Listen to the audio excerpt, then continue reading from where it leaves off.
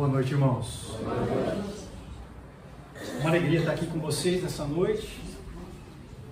Quero aproveitar já apresentar minha família, minha esposa Larissa, meu filho Gabriel e Daniel. Só faz assim um vizinho para eles aí. Família abençoada que o Senhor me deu. Servimos juntos ao Senhor. Privilégio. Meus queridos, é uma satisfação estar aqui com vocês. É um mês especial, né? 18 anos de Igreja Batista do Engenho da Praia. Então, é um privilégio estar aqui celebrando com vocês uma data especial como essa. E quero deixar aqui também o abraço em nome da Segunda Igreja Batista de Macaé, a vovó Cibe, né? Isso. Que é a avó aqui da Igreja do Engenho. A vovó, estamos ficando velhos como igreja, né? Mas deixamos aí então um abraço, uma saudação em nome da Segunda Igreja para vocês. Bom? E o nosso desejo, a nossa oração é que vocês permaneçam firmes com o Senhor, fiéis com Cristo até que Ele venha. Bom, esse é o nosso desejo para vocês. E o pastor Marcelo me falou que o tema que vocês estão trabalhando esse ano é maturidade. É isso mesmo, né? O ano da maturidade, 18 anos, né? E quando nós pensamos em maturidade, nós podemos refletir sobre esse assunto de duas maneiras, né? Nós podemos pensar sobre a maturidade individual, né? Eu crescendo individualmente no meu relacionamento com Deus, e eu posso pensar em maturidade coletivamente, né? A igreja amadurecendo. Apesar de serem duas coisas muito próximas, existem diferenças entre elas. Você pode estar crescendo em maturidade individualmente no seu relacionamento com Deus, mas não necessariamente isso significa que a igreja está crescendo. Isso pode ser coisa diferente, porque você está fazendo a sua parte, mas talvez outros não estejam. Então eu quero falar com vocês nessa noite sobre esse segundo aspecto da maturidade, a maturidade como igreja, como povo, como Igreja Batista do Engenho da Praia. Quero falar sobre esse tipo de maturidade. Tá? Eu quero começar mostrando para vocês duas imagens aí. Bota aí para mim, por favor. Já muda aí. Duas imagens de construções aí meio duvidosas, né? Você não sente firmeza nelas. Imagina você naquele quartinho ali, ó, seu quarto de dormir, sendo escorado ali por algumas madeirinhas ali. Você conseguiria dormir de noite ali? Eu, de jeito nenhum, né? Tem a impressão que dá que vai desabar aquilo ali em qualquer momento, né? Não dá para sentir segurança naquela construção. E na outra que está do lado ali também, né? Ela está apoiada em cima de pneus velhos. Você não vai sentir uma segurança de que aquilo ali é um prédio estável, um prédio firme. Quando a gente olha para construções como essa, a gente pode logo concluir que alguém ali não fez bem o seu trabalho, né? Agora, quando nós pensamos num prédio estável, numa construção firme, nós pensamos em alguém que fez bem o seu trabalho. Nós pensamos nos trabalhadores ali, cada um realizando corretamente a sua parte daquele trabalho. Pode passar para a próxima imagem, por favor. Certamente você já viu uma situação como essa, ou parecida como essa em algum momento, especialmente em obra pública, né? Tem uma pessoa trabalhando, ali botaram o nome, não fui eu que botei esses nomes não, eu já achei na internet assim, né? Tava lá o Zé trabalhando e os outros olhando, só admirando aquele que está trabalhando ali sozinho. Então, numa obra como essa, não está cada um fazendo a sua parte, tem uma pessoa fazendo o trabalho todo. Agora, numa obra como essa, talvez até seja possível que o resultado final seja uma boa obra, uma obra de qualidade, se esse um que está trabalhando fizer bem o trabalho. Agora, quando nós pensamos em igreja, as coisas não são da mesma forma. Quando nós pensamos numa igreja madura, numa igreja estável, numa igreja fiel, isso não é fruto do trabalho de uma pessoa só. Isso é fruto do trabalho de cada um. Uma igreja madura, uma igreja fiel, uma igreja que cresce e amadurece, ela precisa que cada um faça a sua parte. E é sobre isso que eu quero refletir com vocês nessa noite, num texto que se encontra em Efésios capítulo 4, versículos 11 a 16. Pode abrir a sua Bíblia lá, por favor. Efésios capítulo 4, versículos 11 a 16. Se você não tiver aí, eu tenho um texto projetado aqui para você ler. Efésios capítulo 4, versos 11 a 16, eu vou ler na Nova Versão Internacional.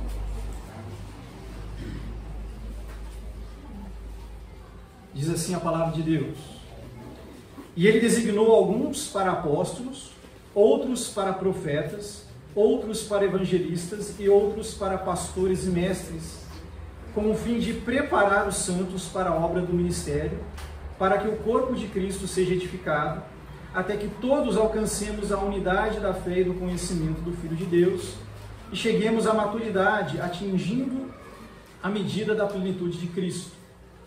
O propósito é que não sejamos mais como crianças, levados de um lado para o outro pelas ondas, nem jogados para cá e para lá por todo o vento de doutrina e pela astúcia e esperteza de homens que induzem ao erro. Antes, seguindo a verdade em amor, cresçamos em tudo naquele que é a cabeça, Cristo. Dele todo o corpo, ajustado e unido pelo auxílio de todas as juntas, cresce e edifica-se a si mesmo em amor, na medida em que cada parte realiza a sua função. Vamos orar? Pai querido, nós acabamos de ler a Tua palavra, Deus, e nós queremos clamar ao Senhor que nos ajude agora a compreendê-la e a aplicá-la em nossas vidas, ó Deus. Por favor, nós reconhecemos o quanto precisamos do Senhor, por isso pedimos a Deus que o Senhor, pelo Teu Santo Espírito, esteja operando no nosso meio nessa noite, através da Tua palavra, que ela entre em nossos corações e faça a obra que o Senhor tem para fazer em nós, ó Deus. Por favor, ó Deus, abençoa essa igreja, fortalece, ó Deus, e que a mensagem que o Senhor tem para trazer para essa igreja querida, ó Deus, possa falar profundamente ao coração de cada um aqui nessa noite. Entregamos nossas vidas nas Tuas mãos e pedimos a Tua bênção sobre nós nesse instante, no nome de Jesus. Amém. Amém. Meus irmãos, a carta de Paulo aos Efésios, ela pode ser dividida em duas partes principais. A primeira delas vai do capítulo 1 até o 3, e Paulo apresenta ali o plano de Deus. Qual é o plano de Deus? É que Deus seja glorificado através de Cristo e através do corpo de Cristo, que é a igreja. Paulo mostra isso especialmente no capítulo 1 e no capítulo 3. E a segunda parte da carta de Paulo aos Efésios vai do 4 ao 6, e Paulo fala ali sobre como nós podemos participar desse plano de Deus, como nós podemos manifestar a glória de Deus no nosso dia a dia, nas coisas que nós fazemos no nosso cotidiano. E aí nós já aprendemos uma lição muito preciosa, né? Normalmente nós pensamos que glorificar a Deus, servir ao Senhor é uma coisa que só o pastor faz, ou o missionário que está lá no campo transcultural. Mas Paulo vai mostrar nas cartas aos Efésios que isso faz parte do nosso dia a dia, na maneira como nós vivemos o nosso casamento, na maneira como nós tratamos nossos filhos, nossos pais, na maneira como nós trabalhamos, na maneira como nós lidamos com a santidade, na maneira como nós nos relacionamos com nossos irmãos. Tudo isso tem a ver com a glória de Deus. E o texto que nós acabamos de ler, ele está nessa segunda parte, em que Paulo fala então sobre como nós podemos glorificar a Deus na prática. Então ele está nos ensinando aqui, em outras palavras, que nós podemos glorificar a Deus, nesse texto que acabamos de ler aqui, quando cada um faz a sua parte para que a igreja de Cristo seja edificada. Então Paulo nos ensina aqui que quando cada um faz a sua parte, algumas coisas acontecem. E a primeira delas, já pode mudar, por favor? Quando cada um faz a sua parte, o povo de Deus é preparado. Olha só o que Paulo diz, versículo 11, comecinho do versículo 12, ele diz assim: E ele designou alguns para apóstolos, outros para profetas, outros para evangelistas e outros para pastores e mestres, com o fim de preparar os santos para a obra do ministério. Paulo está falando aqui a respeito de dois grupos dentro da igreja. Ele fala dos santos, que são os cristãos, os salvos em Cristo Jesus. Mas ele também fala de um grupo inicial que foi designado por Cristo: apóstolos, profetas, evangelistas, pastores e mestres. E a ideia aqui é que a igreja é edificada quando cada um desses dois grupos fazem a sua parte. E Paulo começa falando a respeito desse primeiro grupo de pessoas que são designadas por ele para ter uma certa posição de liderança na igreja. E a igreja é edificada, então, inicialmente, quando eles começam a fazer a sua parte. E quando nós olhamos para essa lista, é uma lista um pouco polêmica. Tem pessoas que discutem, será que temos apóstolos hoje em dia? Será que temos profetas hoje em dia? Eu não quero gastar tempo demais nisso, mas eu não quero continuar sem antes fazer algumas observações sobre isso aqui. A primeira delas, a primeira observação é que esse grupo de pessoas que Paulo está se referindo aqui, todos eles estão relacionados com a edificação da igreja. E quando nós pensamos na edificação da igreja, nós podemos pensar nisso de duas formas. A primeira delas, podemos pensar na edificação de uma igreja local. A Igreja Batista do Engenho da Praia, uma igreja local. Então Paulo está dizendo assim, que Deus designou alguns para apóstolos, outros para profetas, outros para evangelistas, outros para pastores e mestres, com o objetivo de edificar a Igreja Batista do Engenho da Praia. Mas aí nós temos um problema com isso. Temos apóstolos aqui na igreja? Não. Profeta? Não. Então estaria faltando alguma coisa aqui. E se Paulo está falando que Deus designou esse grupo para a edificação das igrejas locais, e aqui não tem apóstolo, não tem profeta, está faltando alguma coisa. Mas a segunda forma de a gente entender a edificação é nós pensarmos na edificação da igreja de Cristo, de todo o povo de Deus ao longo da história. Desde o seu início, 2000 anos atrás, até hoje, pelo tempo que ainda virá. E nesse sentido, Paulo estaria dizendo que Deus designou alguns para apóstolos, outros para profetas, outros para evangelistas, outros para pastores e mestres, para edificar a igreja ao longo da sua história, o povo de Deus ao longo de todo esse processo de crescimento da igreja de Cristo. E quando nós entendemos assim, faz sentido que em alguns momentos desse processo de edificação, alguns foram usados por Deus e hoje não são mais necessários. Se você olhar, por exemplo, alguns capítulos antes aí na carta aos Efésios, capítulo 2, versículo 20, você vai ver que Paulo fala ali que a igreja está sendo edificada sobre o fundamento dos apóstolos e dos profetas. Os apóstolos e profetas foram usados por Deus para lançar os fundamentos da igreja, sobre a qual ela está sendo edificada. E quem já trabalhou com construção e sabe o mínimo de construção, sabe que fundamento você lança uma vez só. Você lança os fundamentos de uma construção no início da construção. Então eles foram usados por Deus no início da história da igreja para lançar os fundamentos da igreja, sobre a qual a igreja foi construída e edificada depois. Então faz sentido que Paulo está falando aqui, que eles tiveram uma utilidade no início da história da igreja, mas hoje não. Por isso que nós não falamos no meio batista de apóstolos, de profetas, hoje em dia. Segunda observação que eu quero fazer aqui, sobre esse grupo que Paulo menciona nesse versículo, é que todos eles aqui estão relacionados com a palavra de Deus e com a fé. Os apóstolos, por exemplo, eles são aqueles que vão lançar os alicerces da fé cristã, e eles tinham autoridade de Cristo para fazer isso. Então pensa lá no começo da história da igreja, a igreja agora precisamos saber o que nós vamos fazer, o que nós não vamos fazer, para onde nós vamos, para onde nós não devemos ir. E a quem eles iam recorrer? Eles não tinham um Novo Testamento como nós temos hoje. Então Deus levanta homens que tinham autoridade especial, os apóstolos, para direcionar aquela igreja, para dizer a palavra de Cristo para eles, dizer, olha, Deus quer que vocês façam isso, Deus não quer que vocês façam aquilo. Então eles tinham essa autoridade que naquele momento era necessária. Eles diziam a palavra de Deus para direcionar e alicerçar a fé daquela igreja. Paulo também fala aqui dos profetas. Os profetas são aqueles que conduzem as pessoas à fé, anunciando a palavra de Deus que antes era desconhecida. Às vezes a gente pensa que o profeta é aquele que ficava adivinhando o futuro, né? Mas na maioria das vezes, se você olhar para os livros proféticos, o que eles estão fazendo ali é chamando as pessoas à fé. chamando as pessoas ao arrependimento e a confiar em Deus. E dizendo, olha, Deus quer que vocês façam isso, Deus quer que vocês se arrependam do seu pecado. No momento em que eles não tinham ainda a palavra de Deus escrita como nós temos hoje, Deus usou os profetas para dizer isso. E aí eles podiam dizer assim, assim diz o Senhor. 2 pontos. E na sequência, o que eles falavam era Deus falando. Nenhum cristão hoje em dia tem essa autoridade, né? Olha, Deus diz isso e agora o que eu vou dizer é Deus falando. Cada letra e cada palavra é Deus dizendo.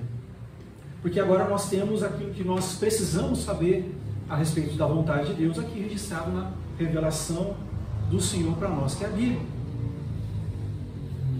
Agora, a partir daqui, todos os outros dessa lista de Paulo aqui, eles vão falar a palavra de Deus revelada, a Bíblia. Aí Paulo vai falar a respeito dos evangelistas. Os evangelistas são aqueles que levam outras pessoas à fé, proclamando o Evangelho. Todo cristão tem que falar do Evangelho, mas Deus ele capacita algumas pessoas de maneira especial, com um dom especial, para proclamar o Evangelho. Esses são os evangelistas. E Paulo fala a respeito de pastores e mestres. São pessoas que conduzem outros à fé, que nutrem a fé, que cuidam da fé das outras pessoas por meio da pregação e do ensino da palavra de Deus. Então todos eles estão relacionados à proclamação da palavra de Deus e ao fortalecimento da fé das pessoas. Agora, para quê? Para que eles faziam isso? E o texto é bem claro, no versículo 12, no começo do versículo 12, ele diz assim, com o fim de preparar os santos para a obra do ministério. Então Deus designa essas pessoas para pregar a palavra de Deus, para fortalecer e direcionar a fé das pessoas, para preparar os santos para a obra do ministério. Perceba uma coisa, Paulo não está dizendo aqui que Deus designou essas pessoas para fazer o ministério no lugar dos santos. Ele não diz isso. Ele diz que Deus ele designou esse grupo de pessoas para preparar os santos, para que os santos realizem o seu ministério. Às vezes as pessoas pensam assim, não, o ministério é do pastor, o ministério é do missionário. Eu não tenho ministério. Mas não é isso que o texto está dizendo. Claro, o pastor tem o seu ministério, o missionário tem o seu ministério, mas a função desse grupo designado pelo Senhor é preparar os santos para que os santos realizem o ministério deles, para que você realize o seu ministério. Deixa eu tentar dar um exemplo do que acontece quando as pessoas confundem isso. São coisas que acontecem só na segunda igreja, não acontecem aqui, tenho certeza disso, mas acontecem lá na segunda igreja. Tá? Às vezes chega um casal e eles estão preocupados, desesperados, falando assim, ô pastor, ou então para o líder do ministério infantil, né? Chega assim, pastor, o líder, eu estou preocupadíssimo, porque o meu filho de 8 anos é rebelde, ele não me obedece, eu não sei mais o que fazer com esse menino. Você precisa dar um jeito no meu filho. O que está por trás, às vezes, né, quando acontece isso lá conosco? Às vezes os pais querem que o pastor faça aquilo que ele, como pai, não fez. Ou que o líder do ministério infantil faça aquilo que ele, pai e mãe, eles não fizeram. E aí, com todo jeito, a gente tem que dizer para eles, olha, a gente está aqui para ajudar. Mas a gente vai ajudar capacitando você para que você faça aquilo que é o seu dever como pai, como mãe. A gente não vai fazer o seu ministério por você, mas a gente vai capacitar para que você faça o seu ministério. Um outro exemplo. Às vezes chega alguém, isso já não acontece tanto hoje, né? Mas no passado acontecia mais. Chegava assim, pastor, tem lá um irmão, um pai, um tio, um sobrinho que não conhece a Jesus, ele está se perdendo. Eu vou chamar o senhor para ir lá na minha casa para o senhor falar de Jesus para ele. E o pastor pode fazer isso, não tem problema. Mas o que às vezes eu vejo acontecendo eu não quero fazer, pastor, vem e faz aqui por mim, porque o ministério é do Senhor, o ministério é do pastor. Né? E aí, o pastor pode fazer isso, Mas a função do pastor, do líder, é preparar os santos para que os santos façam o ministério. Não fazer o ministério no lugar deles. É cada um fazendo a sua parte. Primeiramente, esse grupo de líderes designados pelo Senhor, preparando os santos para que os santos façam o seu ministério. Todos eles fazendo o seu ministério para que a igreja seja edificada.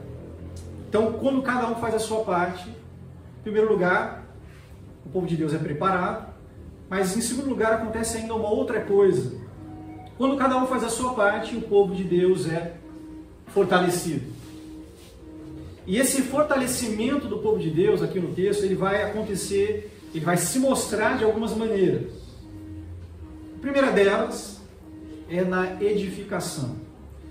No versículo 12 ainda, mais para o final do versículo, Paulo vai dizer assim: para que o corpo de Cristo seja edificado. Então olha só o que Paulo está dizendo aqui. Ele designou um grupo de pessoas para preparar os santos, para que os santos realizem o seu ministério, e quando eles realizam o seu ministério, a igreja é edificada, o corpo de Cristo é edificado. É isso que ele está dizendo aqui. E não é difícil de nós entendermos isso.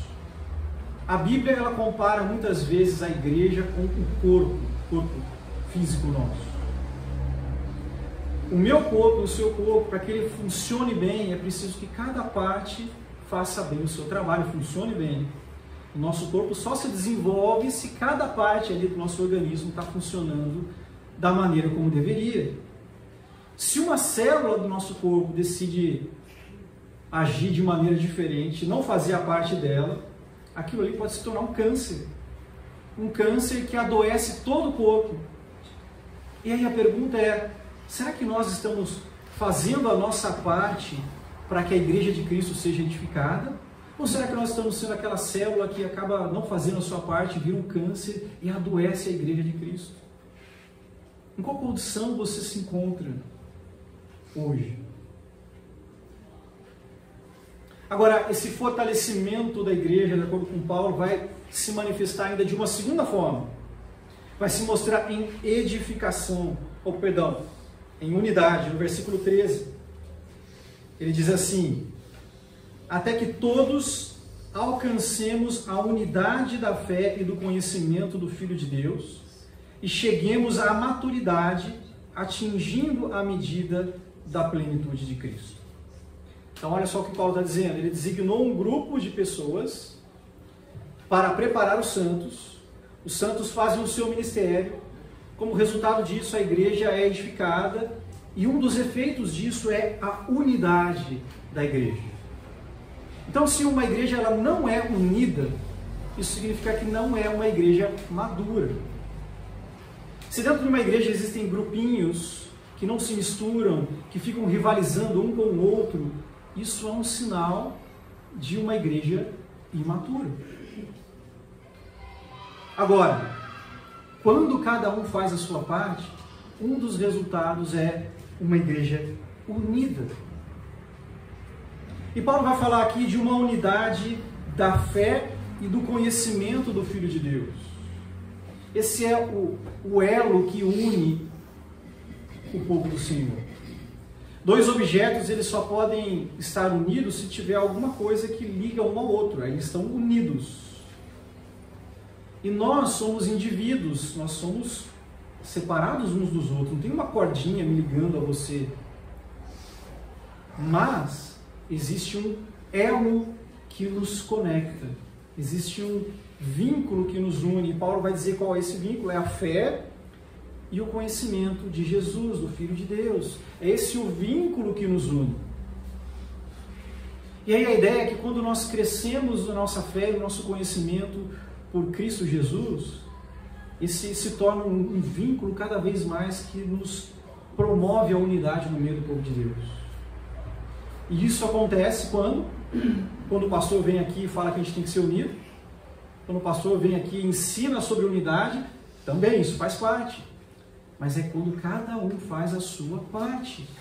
Quando cada membro da igreja está do lado do outro para encorajar, para discipular, para aconselhar, para dar aquele puxão de orelha quando é necessário. Aí as pessoas crescem em maturidade e aprendem a lidar com as diferenças no meio da igreja, porque todos nós somos diferentes. E essas diferenças, elas tendem a separar as pessoas. Agora, quando cada um faz a sua parte, nós crescemos na nossa fé, no nosso conhecimento de Jesus Cristo, e nós entendemos que existe um vínculo maior do que as diferenças que nós temos entre nós. Esse vínculo é Jesus. E aí então nós adquirimos essa maturidade de lidar com as diferenças e permanecemos unidos por causa de Cristo. E aí a pergunta então é, será que eu estou contribuindo, fazendo a minha parte então, para que a Igreja Batista do Engenho seja uma igreja unida? A terceira maneira pela qual esse fortalecimento que Paulo está falando aqui se manifesta no texto é através de firmeza. Nos versículos 14 e 15, Paulo diz o seguinte: o propósito é que não sejamos mais como crianças, levados de um lado para o outro pelas ondas, nem jogados para cá e para lá por todo o vento de doutrina, e pela astúcia e esperteza de homens que induzem ao erro. Antes, seguindo a verdade em amor, cresçamos em tudo naquele que é a cabeça, Cristo. Então, mais uma vez, o que Paulo está falando aqui? Deus designou um grupo, apóstolos, profetas, evangelistas, pastores e mestres. Eles preparam os santos fazem o seu ministério. Como fruto disso, a igreja é edificada, e uma das evidências disso, uma das manifestações disso é uma igreja firme. Ele começa dizendo: o propósito disso tudo, de cada um fazer a sua parte, desse crescimento todo, é que nós sejamos maduros, e uma evidência dessa maturidade é que a igreja se torna uma igreja firme. Ele usa aqui uma imagem, né, uma ilustração de apesar de ele não falar de um barco, né, a ideia está implícita aqui, né, de um barquinho no meio de um oceano. Aí vem as ondas, vem o vento, e ele vai para lá, ele vai para cá, e ele não consegue se manter estável, ele não consegue se manter numa rota, ele está constantemente se desviando para lá e para cá. Essa é uma igreja matura. E ele faz essa comparação, né, do vento com falsos ensinos, por isso que ele diz sobre todo o vento de doutrina, de homens que induzem ao erro. Ele está falando de falsos ensinos no meio da igreja, e a igreja ouve aquele falso ensino, não é madura, aí eles falam: opa, vamos seguir naquela direção. Eles assimilam o falso ensino. Aí chega outro falso ensino: opa, agora vamos para lá. Eles estão constantemente indo para lá e para cá, se desviando da verdade, porque eles não são maduros e assimilam esses falsos ensinos, e não tem firmeza, não tem estabilidade. Agora, a ideia aqui de Paulo é que quando cada um faz a sua parte, as coisas não são assim. Quando cada um faz a sua parte, esse barquinho ele tem agora uma âncora. Pode vir as ondas, podem vir os ventos, mas ele continua firme. Ele não se desvia da verdade, ele não se desvia do caminho do Senhor. Isso acontece quando? Quando o pastor ensina a boa doutrina? Sim, também. Mas não só isso. A igreja é assim, uma igreja estável, quando cada um faz a sua parte. O pastor ensina a verdade, outros líderes ensinam a verdade, mas cada um fazendo a sua parte. É um do lado do outro, encorajando, ensinando, discipulando, aconselhando, confrontando quando necessário. Quando isso acontece, a igreja atinge uma maturidade e ela tem essa firmeza. Ela já não é mais enganada pelos falsos ensinos, mas ela é uma igreja estável, firme e fiel ao Senhor. Agora, uma coisa que chama atenção aqui é que qual seria o oposto de uma igreja imatura que se desvia da verdade? A gente pode pensar que o oposto de uma igreja imatura que se desvia é uma igreja com uma boa doutrina, com uma boa declaração de fé e uma boa declaração doutrinária. A gente podia pensar isso, mas não é isso que Paulo diz. No versículo 15 ele vai dizer assim: antes, a ideia aqui de ao contrário, ao invés de você se desviar para lá e para cá por todo vento de doutrina. Antes, ao contrário disso, sigam a verdade em amor. Então a ideia aqui é que o contrário de uma igreja imatura que se desvia da verdade não é uma igreja com uma boa declaração doutrinária. Porque uma igreja pode ter uma boa doutrina, mas ser só uma doutrina da boca para fora. Ser só boas declarações doutrinárias no papel, na cabeça das pessoas.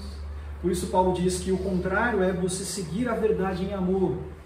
A ideia não é só você saber a verdade, é saber a verdade e viver essa verdade em amor. Isso é uma igreja madura, é o oposto dessa igreja imatura que se desvia da verdade. É aquela que conhece a verdade e vive essa verdade. E mais uma vez, quando é que isso acontece? Quando cada um faz a sua parte. Você tem feito a sua parte? Você tem ajudado o seu irmão a crescer no conhecimento da palavra de Deus? Você tem investido na vida do seu irmão, ajudado? Quando você vê alguém se desviando, você vai lá e chama em amor. Quando você sabe que um irmão está ouvindo aí na internet, no YouTube, aqueles pastores, né, que não deveria estar ouvindo, recebendo ensinamentos ruins e achando que está tudo bem, você é aquele que alerta esse irmão, dizendo, olha, isso aqui não é um bom conteúdo para você ouvir. Ouça isso aqui, leia esse livro. Você é aquele que ajuda o seu irmão a crescer e amadurecer e a viver essa sã doutrina em amor. Meus queridos, o que Paulo está nos ensinando aqui é que tudo isso que nós falamos agora, essa edificação, essa unidade e essa firmeza, tudo isso acontece, tudo isso vem para uma igreja quando cada um faz a sua parte. E se você tem dúvida disso ainda, olha só comigo o versículo 16, em que Paulo encerra esse trecho aqui. Ele diz assim: dele, todo o corpo, ajustado e unido pelo auxílio de todas as juntas, cresce e edifica-se a si mesmo em amor. Quando isso? Na medida em que cada parte realiza a sua função. Então, quando é que a igreja cresce e se edifica? Quando cada parte faz o seu papel, quando cada um faz a sua parte. É assim que uma igreja amadurece. É assim que uma igreja cresce em maturidade, quando cada um faz a sua parte. Você tem feito a sua, você tem contribuído para que a igreja do Engenho seja uma igreja madura. Você tem contribuído para que essa igreja possa viver o tema desse ano, o ano da maturidade, né? Você tem contribuído para isso. Meus queridos, o que Paulo está nos ensinando aqui, nesse texto, resumido, né? Ele nos mostra que Deus é glorificado quando cada um faz a sua parte, atendendo ao seu chamado. Quero repetir. Deus é glorificado quando cada um faz a sua parte, atendendo ao seu chamado. E quando a gente entende isso, eu quero já me direcionar para o final, deixar alguns desafios aqui para vocês, como igreja. O primeiro deles: você recebeu habilidades para servir a Deus, para glorificar a Deus, sirva com elas. Você é crente no Senhor Jesus? Você já foi salvo? Então Deus deu para você dons, Deus deu para você capacidades, para que você as use, para que você use isso para contribuir para o amadurecimento da tua igreja. Então, use isso, sirva ao Senhor. Segundo lugar, a função dos líderes não é fazer o trabalho no lugar dos membros. Então, não se acomode. A gente pode pensar, mas tem o pastor Marcelo aí, ó, ele ganha salário, ele vai fazer, né? A gente não é assim. Se ele fizer tudo por vocês, ele vai ser um mau pastor. Porque ele não vai contribuir para o crescimento de vocês. Sabe aqueles pais que paparicam os filhos, fazem tudo, tá tudo na mãozinha, na boquinha, aí cresce aquela criança mimada que não sabe viver no mundo? É isso aí. Se o pastor faz tudo por vocês, faz o ministério no lugar de vocês, ele não vai dar oportunidade para vocês crescerem. Mas os pais que querem preparar os filhos para a vida, eles dão oportunidade para o filho, né, responsabilidades, desafios, tarefas, para o filho amadurecer e crescer. É assim em relação à igreja também. O pastor Marcelo, a liderança dessa igreja, eles preparam os santos, preparam vocês para que vocês façam o seu ministério. Eles não fazem o ministério no lugar de vocês, mas eles preparam vocês. Então, não se acomode. Não é pelo fato que temos aí um pastor que ensina a palavra do Senhor, que se dedica, uma liderança que está servindo a vocês. Não se acomodem, não pense assim, ele vai fazer. Não. Faça você. Sirva você. Terceiro lugar. O sucesso da igreja está diretamente ligado ao seu trabalho. E aqui eu não estou falando do sucesso do ponto de vista do mundo, né? A igreja lotada. Os resultados pertencem ao Senhor. Estou falando aqui de uma igreja fiel. Então, uma igreja fiel e madura está diretamente relacionado ao seu trabalho. Você tem participação nisso, então colabore. É muito fácil às vezes a gente dizer assim, a igreja não cresce, não amadurece, isso é culpa do pastor Marcelo. Mas Paulo nos ensina aqui que se a igreja não amadurece, talvez seja porque eu não estou fazendo a minha parte. E a pergunta que nós precisamos fazer, eu estou fazendo a minha parte?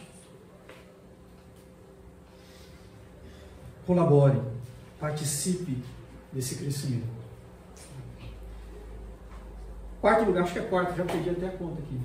Em quarto lugar, a motivação para fazer a minha parte é a glória de Deus. Lembre-se disso. Lembra aquilo que eu falei no começo? Aquele assunto que Paulo apresenta na carta, ele apresenta para nós o plano de Deus. Esse plano de Deus é que Deus seja glorificado através de Cristo e da igreja. E ele mostra depois como nós fazemos isso na prática. E isso que nós acabamos de aprender aqui é Paulo mostrando uma maneira de nós glorificarmos a Deus na prática. Cada um fazendo a sua parte para o crescimento da igreja. Então, se você pensa assim, por que eu vou servir? A igreja tem um pastor, tem uma liderança, tem outros fazendo ali o trabalho. Por que eu vou servir? Minha vida é tão corrida, é tão agitada, eu tenho tantos compromissos, por que eu vou servir? Se você não tiver uma motivação, que possa te mover a servir, sirva por causa da glória de Deus. Sirva porque Deus é glorificado quando você faz isso. Que essa seja a sua motivação de, às vezes, você abrir mão de um compromisso, de abrir mão de alguma outra coisa que você poderia fazer para servir ao Senhor. Eu vou fazer isso pela glória de Deus, pelo privilégio que Deus me dá de participar desse plano, de exaltar o Deus Criador do Universo, fazendo a minha parte aqui nessa igreja. Agora, meus queridos, eu quero que vocês se lembrem de uma coisa também muito importante. Não pense, apesar de tudo isso que eu acabei de dizer, não pense você que é o seu trabalho que vai edificar a igreja, por mais contraditório que seja, né? Eu falei que a igreja é edificada quando cada um faz a sua parte. E agora eu vou falar para vocês, mas não é o seu trabalho que edifica a igreja. O Senhor Jesus, ele disse certa vez para Pedro, né? Ele diz assim, tu és Pedro, sobre essa pedra edificarei a minha igreja. O pessoal fica discutindo, né? Quem que é a pedra aqui, né? Mas acaba se esquecendo de algo que Jesus disse. Ele diz, eu edificarei a minha igreja. É Jesus que edifica a igreja dele. Ele nos dá o privilégio de participar disso. Então lembre-se disso. A sua parte é importante nesse processo. Mas não confie em si mesmo. O meu trabalho, então agora a igreja vai crescer porque eu vou trabalhar. Não, é Cristo que faz a edificação da igreja. Ele edifica, mas Ele dá para mim e para você o privilégio de participar disso. Mas no final a glória é dele, porque é Ele que faz a edificação da igreja. Ele que faz as coisas acontecerem. Ele é que faz a transformação de vidas. Ele que traz maturidade para o povo dele. Mas Ele decidiu nos usar nesse processo. E que privilégio é esse? Mas lembre-se disso. Confie em Jesus. Ele que edifica a igreja que é dele. nós somos apenas cooperadores.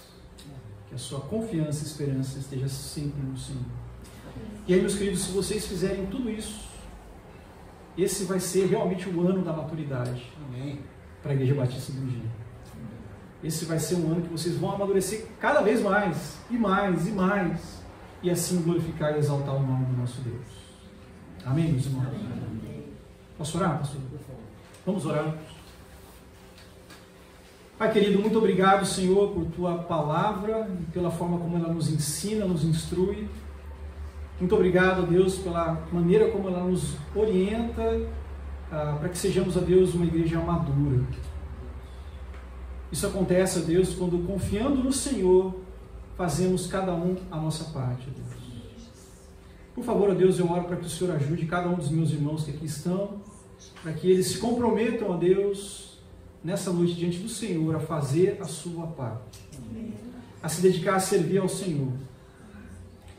Sim, ó Deus, não somos apóstolos, não somos profetas, talvez muitos aqui não são pastores, nem evangelistas, mas cada um aqui tem um ministério, tem algo que o Senhor lhes confiou. E eu oro, Deus, para que o Senhor desperte no coração de cada um aqui, ó Deus, essa disposição de servir, de contribuir para que a igreja cresça em maturidade. E o Senhor seja exaltado, o Senhor seja glorificado, ó Deus, através de uma igreja madura, que reflete, ó Deus, a glória do Senhor. Nós pedimos isso, ó Deus, confiando no Teu poder e na Tua graça, no poder que o Senhor tem para fazer muito mais, ó Deus, do que sequer podemos imaginar. A Ti, ó Deus, seja toda a honra, toda a glória e todo o louvor, Deus. Nós oramos confiantes em Cristo Jesus, nosso Senhor, aquele que edifica a igreja que é dele, Deus. No nome dele que oramos, Senhor. Amém.